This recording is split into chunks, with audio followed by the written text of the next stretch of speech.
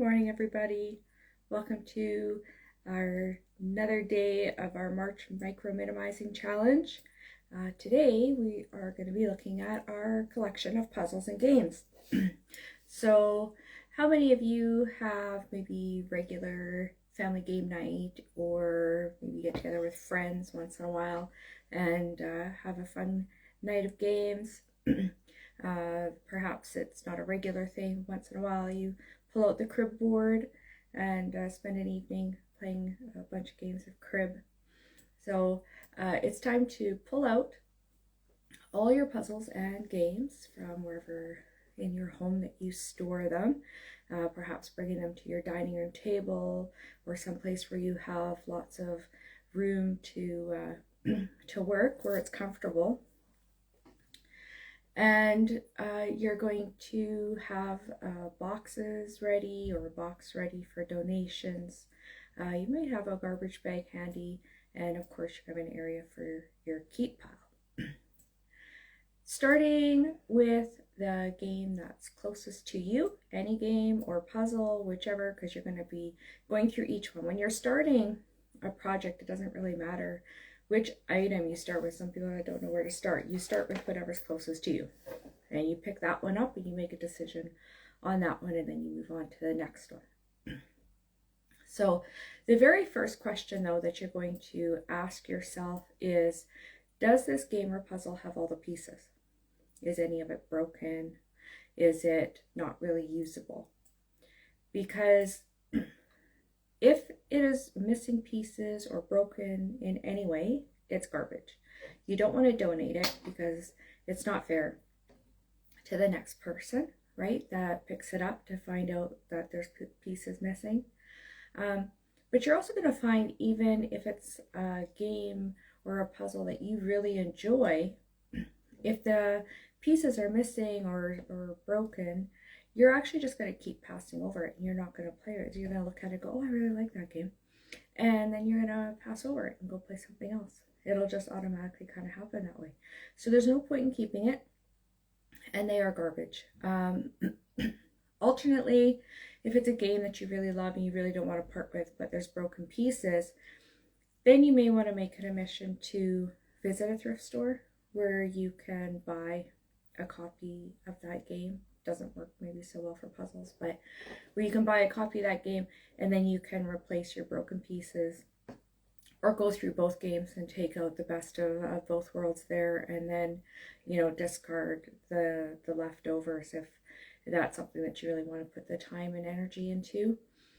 Or maybe it's time, if it's, you know, old and worn out, maybe it's time to replace the game if it's one that you really, really enjoy and you want to replace. Okay. If it has all the pieces and all the puzzle pieces and nothing's broken, then you want to ask yourself several other questions. Do you like this game or puzzle? Right? That's, you know, number one. I mean, if you don't even like it, then it goes in the donation box. If it's not something that you play, do you play with this game? Did we make this puzzle? Right? If it's not something that you play, it goes in the box. When was the last time you played it? That can be a real indication to you as to, you know, if it's something that you really enjoy playing. Have you outgrown this game or puzzle? You know, are the puzzles too easy? This works really well as a good question if you've got, you know, kids that are growing in your home, right? If they've outgrown it, then some other child could be enjoying it. Did you try out this game but not like it? And now you hang on to it because it was maybe expensive. You spent some money on it. Okay? That game or puzzle is just holding on to guilt. That's it. You've already spent the money. The money's already gone. You're not getting the money back by keeping the game or the puzzle. So let it go. It's okay. Donate it. Somebody else probably like it. And for puzzles, was this puzzle completed and then put back in the box? And are you the type of person who remakes puzzles, or do you just kind of make them once and then you're done with it, you know? So if you've made the puzzle and you have no intentions of making it again, then you can donate it. Somebody else could be enjoying it. If you do intend to make it again, you know, give yourself a timeline. You know, when do you plan to, I mean, I've got your, might not make it every year or something, but you know, how long is reasonable to keep a puzzle that you plan to make again? Or are you too busy making new puzzles that you really won't probably get back to this one? Then you can donate it, okay? So as you answer these questions, it's going to become really clear to you what needs to go and what you're going to keep, right? A really good question to ask yourself if you're kind of on the fence about something. Being on the fence and having a hesitation is kind of a sign that you probably want to let it go. Okay, that's, you know, you're kind of, do I love this? And if you're kind of on the fence about it, you probably don't love it. It's okay, you can let it go. But a really good question to ask yourself is, could somebody else be enjoying this? What that does is it kind of gives you that feel good, you know, idea of parting with your items is, could someone else be enjoying this? Because then you feel good about donating it. It's like, you know what? It's been sitting on our shelf for 5 years. We haven't played this game in a really long time. Maybe somebody else would really like to play this game. Okay.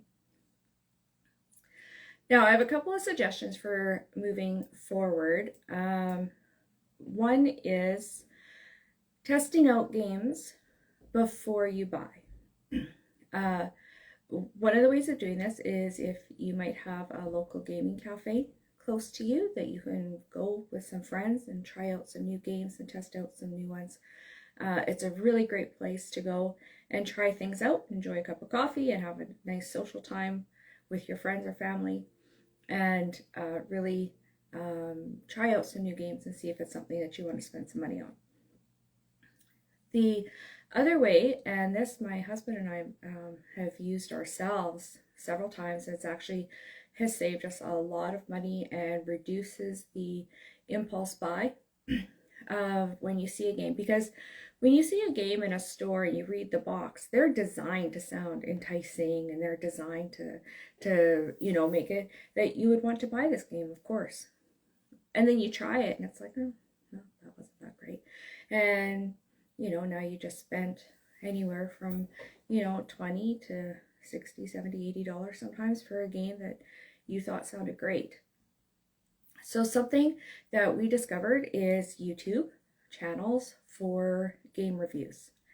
And it's not just a review of the game or an unboxing of a game, but there are channels out there that actually will play the game and actually record a full game. And you can watch people play and discover, they go over the rules, and they actually play the game. And that gives you a really good sense of if this is something that you would enjoy playing, right? Before you spend the money on the game itself.